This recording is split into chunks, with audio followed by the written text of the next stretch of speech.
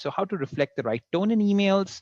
So number one, the words that you use, right, in the email determine the tone. So use courtesy words or use polite words in your email, like please, thank you, kindly, request you to, because if you don't use these polite words or these courtesy words, people can misinterpret it as you being harsh to them, right? Or you being curt to them.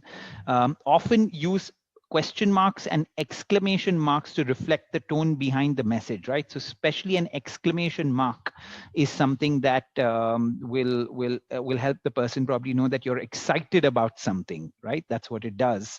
And a question mark often reflects, yeah, the person understand that it's a question in a way, right? So that's how they understand the tone. Yes, Arunima. No, a good example of, let's say, the exclamation point, if you take a statement as simple as hope you're having a good day, Yeah. right?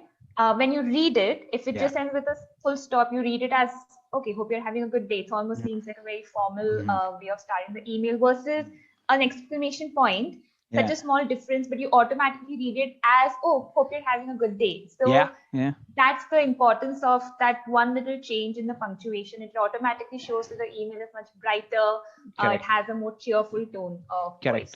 Correct. How would you use in your world? How would you say use question marks? If you had to explain that to our participants, how would you explain that? I think the point is, again, it's a question mark very clearly implies that I'm asking you a question, and it's like following proper grammar, right? So if your sentence not formed correctly, and if you've not put a question mark in the end, or even a full stop, it's a poorly drafted email. So the question mark comes from that point to show that your email is drafted well. You've paid attention to the detail, and when the reader reads it again, a sentence again, how you doing versus how you doing. They say the same thing, but there is a difference basis that there's a question mark that you add in. Absolutely. Right. So, but more importantly, I think, like you said, the focus is on things like an exclamation point versus a full stop. Yeah. Cool. That's how you can show your tonality. Absolutely. Okay. Yeah. The third point here was caps lock. Do not use capital letters in your email. This is the digital equivalent of yelling at somebody, right? So it just shows a person that you're speaking in a very angry or a furious kind of tone of voice. And there are only a few places that you should use kind of caps lock when you absolutely need to bring probably somebody's attention to it. But as far as possible, avoid using total caps lock. Yes, Arunima.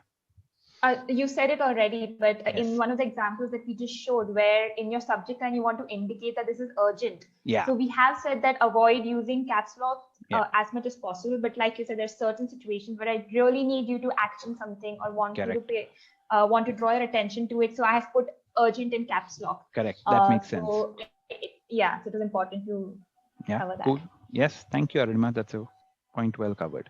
Okay, so determine the tone of this email. I hope you read this email. Now let's look at the same thing with in a polite tone of voice, right? And this email, you can pause it again and read it, but this email will is so much better, right? So there'll be no misinterpretation from the other side that whether the person is upset, not in a good mood, is being harsh.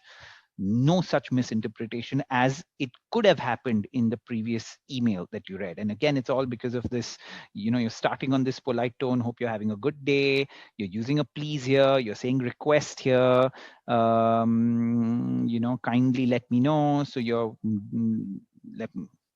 do feel free to reach out if you need clarification. So you're peppering your email with all the courtesy words, all the niceties that are required, that will avoid all kinds of misunderstandings that the person could have on the other end, right? Now, font type and size, what are you supposed to do there?